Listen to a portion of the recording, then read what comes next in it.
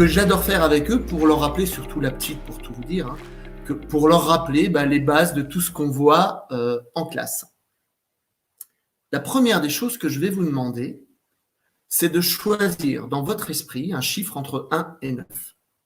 C'est simple. Quand vous l'avez, ce chiffre, gardez-le bien pour vous. Alors, vu le nombre de personnes qui nous regardent, il y a forcément des moments où on va tomber sur le même chiffre, c'est normal, parce qu'il n'y en a que 9.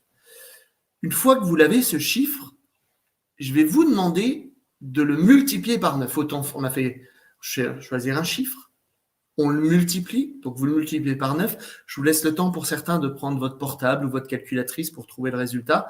Vous verrez que ça va permettre de voir notre niveau en mathématiques. Une fois que vous avez votre résultat, par exemple 24, vous allez additionner les deux chiffres, le 2 et le 4. Ça va vous donner un nouveau chiffre. Alors, au passage, 24 ne fait pas partie de la table de 9. Quand vous avez tous ce chiffre, il est unique. On va faire un peu d'anatomie. Tiens, ouais, la main. Ma main, j'ai 5 doigts. Je vais donc enlever mes 5 doigts au résultat que j'ai eu. Une petite soustraction. Vous avez un nouveau nombre, n'est-ce pas? Allez, on arrête avec les chiffres parce que comme disent souvent mes filles, les mathématiques c'est bien, mais trop de mathématiques, c'est pas intéressant. Ok. Si votre chiffre est le 1, vous allez le remplacer par A. S'il est 2B, C, 3 et ainsi de suite. Vous avez donc maintenant une lettre qui remplace votre chiffre. Je vous laisse quelques instants. Vous avez tous une lettre. Et comment faire un tour de ce qu'on fait à l'école? Moi, elle bosse beaucoup en géographie aussi. Vous savez, ces moments où on doit replacer des pays sur la carte. Et je vais vous demander de trouver un pays proche de nous dont le nom commence par la lettre que vous avez sélectionnée. Par exemple, si votre lettre que vous avez eue, c'est le F, on pourrait mettre France. Et je vais vous demander de tout savoir votre pays.